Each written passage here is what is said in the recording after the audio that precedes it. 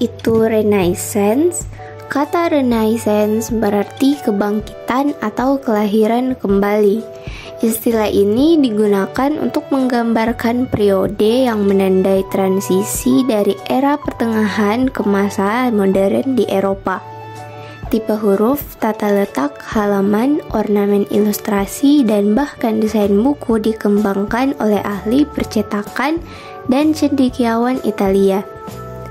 Desain grafis, seni musik, sastra, dan semuanya berkembang selama Renaissance dan beberapa penemu terbesar hidup dan berkarya selama masa tersebut. Perkembangan di bidang tipografi. Yang pertama, Giambattista Bodoni. Di akhir tahun 1700-an, beliau dari Italia menjadi pekat percetakan resmi untuk istana Ferdinand Adipati Parma. Yang kedua ada Nicholas Janson.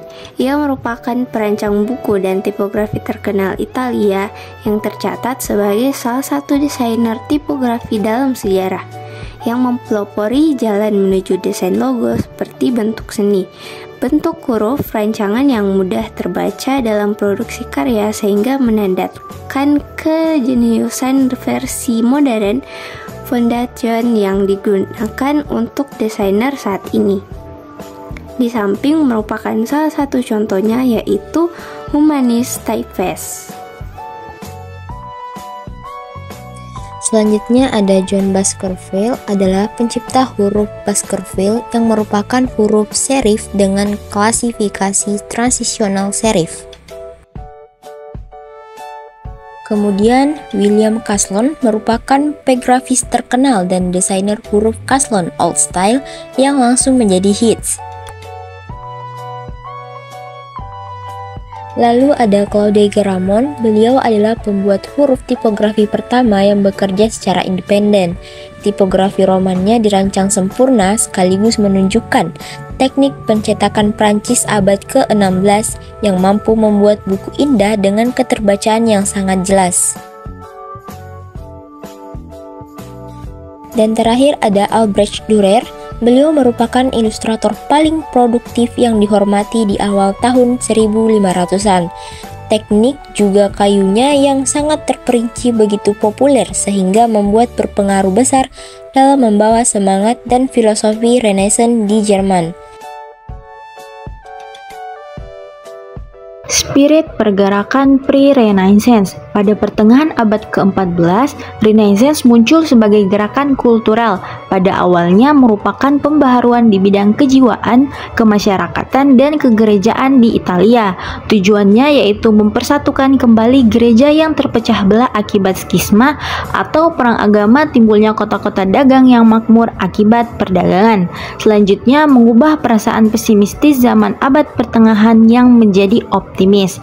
Lanjut kepada karakteristis yang terbagi menjadi 4. Yang pertama, pemikiran yang muncul bersifat konkret realistis. Yang kedua, nyata memuja manusia sendiri sebagai pencipta fokus pada dunia. Yang ketiga, kebendaan, nilai-nilai filosofis yang dianut dipengaruhi oleh kebendaan. Yang keempat, semboyan carpe diem sebagai antitesa memento mori, dan seni pada zaman Renaissance mendorong kebebasan. Selanjutnya masuk kepada tokoh-tokoh Renaissance. Yang pertama ada Dante Alighieri pada tahun 1265 sampai 1321. Yang kedua ada Niccolo Machiavelli pada tahun 1469 sampai 1527. Yang ketiga ada Boccaccio pada tahun 1313 sampai 1375. Yang keempat ada Francisco Petrarca pada tahun 1304 sampai 1374. Yang terakhir ada Desiderius Erasmus pada tahun 1466 sampai 1536. Ciri dan penanda. Old Style, yaitu Roman Duroy, merupakan jenis huruf berdasarkan pola bujur sangkar yang dibagi menjadi beberapa kisi. Transisional, yaitu desain grupnya yang populer, memiliki puncak gaya transisi yang menjembatani kesenjangan antara Old Style dengan gaya modern. Bodoni, yang paling terkenal karena memperkenalkan kategori baru huruf Roman yang bergaya modern. Ciri grafis Renaissance awal 1500-an ditandai humanisme Renaissance. Salah satu humanis dan cendekiawan yang terkenal selama 1500-an adalah Aldus Manutius. Perancang berlian jenis huruf miring adalah Francesco dan Bologna bermarga Grifo. Era Renaissance Italia mulai memudar setelah Roma dijarah pada tahun 1527. Ahli grafis Geoffrey Tori dan desainer huruf Claude Garamond menciptakan bentuk-bentuk visual yang direproduksi selama lebih dari 200 tahun. Sekitar abad ke-16, kota Basel, Swiss, dan lain di Prancis menjadi pusat utama desain grafis Eropa pada saat itu. Hans Holbein datang ke Basel pada tahun 1520 dan menciptakan 41 karya cukil kayu, disebut dengan The Dance of the Dutch. Abad ke-17, masa Renaissance pada abad ke-17 tidak banyak menghasilkan karya yang inovatif. Steinbeck mendirikan usaha percetakan di Cambridge, Massachusetts pada awal tahun 1639, dan buku pertama yang didesain dan dicetak di koloni Amerika dengan judul The Whole Book of Souls. Memasuki abad ke-18, dunia grafis kembali menghasilkan inovasi dan kreativitas yang luar biasa. Rom Enduro yang disebut gaya tradisional cipta atas permintaan Raja Prancis Louis XIV, William Castellan dari Inggris, dengan karyanya Castellan Style, serta Jon Baskerville yang menghasilkan desain huruf yang populer di akhir tahun 1700-an. Giambattista Bodoni dari Italia menghasilkan Depohar Bodoni yang memperkenalkan kategori baru huruf Roman yang bergaya modern. Periode Renaissance adalah masa penemuan yang hebat di bidang desain, dengan menciptakan buku dan tipografi yang sangat indah dan berseni. Desain grafis revolusi industri. Sejarah desain grafis. Desain grafis adalah disiplin yang telah mengalami perkembangan signifikan sepanjang sejarahnya, terutama dalam konteks revolusi industri. Berikut adalah beberapa poin penting dalam sejarah desain grafis yang berkaitan dengan revolusi industri. Yang pertama yaitu awal perkembangan desain grafis. Sebelum revolusi industri dimulai pada abad ke-18, desain grafis terutama dibatasi pada seni dekoratif, ilustrasi buku, dan tipografi manual yang dikerjakan oleh tangan. Penemuan mesin cetak oleh Johannes Gutenberg pada abad ke-15 adalah tonggak penting dalam sejarah desain grafis karena menciptakan cara yang efisien untuk menghasilkan teks dan gambar secara manual. Yang kedua yaitu perkembangan teknologi cetak. Abad ke-18 dan 19 menyaksikan revolusi industri pertama yang mencakup perkembangan mesin cetak, pabrik kertas, dan tinta cetak yang lebih baik. Ini membuka pintu bagi produksi massal untuk mencetak termasuk surat kabar, buku, dan poster. Perkembangan tipografi seperti perkembangan huruf-huruf cetak yang lebih efisien dan standar yang mempengaruhi tampilan publikasi dan materi cetak. Yang ketiga yaitu peran desain grafis dalam periklanan.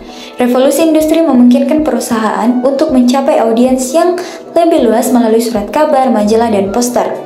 Periklanan mulai menekankan gambar dan ilustrasi yang menarik, serta menciptakan permintaan besar untuk desainer grafis yang terampil. Yang keempat, perkembangan fotografi dan ilustrasi.